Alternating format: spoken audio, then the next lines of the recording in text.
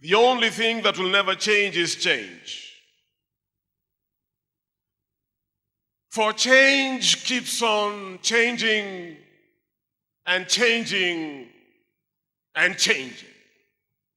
Change is constant.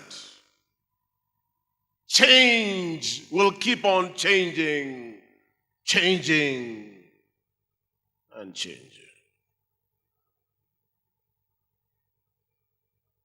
We live in a world where we expect everything so instantly.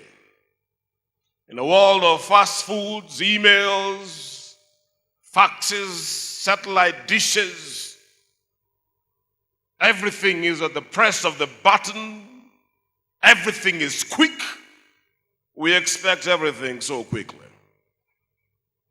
We want instant success, instant wealth, instant health, and even instant beauty.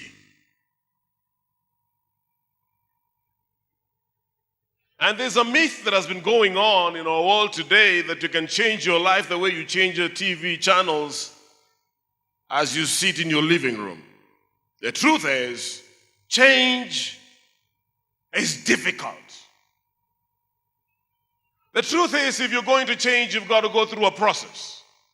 You'll go through the phase of concern before anything can change in your life.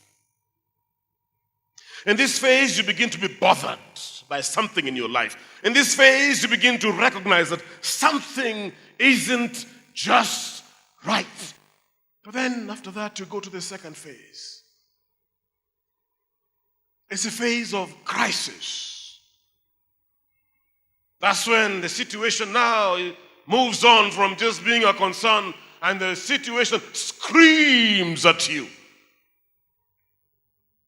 That's when you get fired from your place of work. That's when your wife comes and says, I can't have any of this rubbish anymore, I'm walking out. That's when your husband comes and says, enough is enough. What do you do in these phases? In phase one, when you're in phase one, be alert to God's voice. When you're just having this feeling that, hey, something cannot be right here, something is not just in alignment, there's something that is out of order here, there's something that is not just sitting well with my spirit. In that particular phase, listen to the voice of God. Job chapter 33 and verse 13 to 19 says, for God does speak now. He speaks, but men do not perceive it. He speaks even in their slumber. He speaks with warnings. He speaks even in their pain. He speaks. Listen to the voice of God in phase one. When you're restless, listen to the voice of God. Number two, in phase two, when you're in a crisis, accept God's comfort.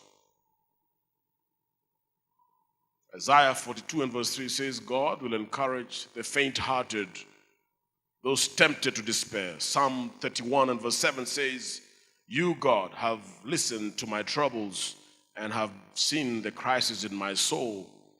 God knows your pain. God knows the crisis you're in. God knows the trouble you're in. God knows your wife is walking out. Your husband is called it off. God knows your workmates are about to just scheme to fire you out. God knows everything. He knows the crisis. He knows even the feelings you had about the contract, and now people are wanting to undo you. God knows everything. So he says, accept God's comfort. Don't run away from God, run to God.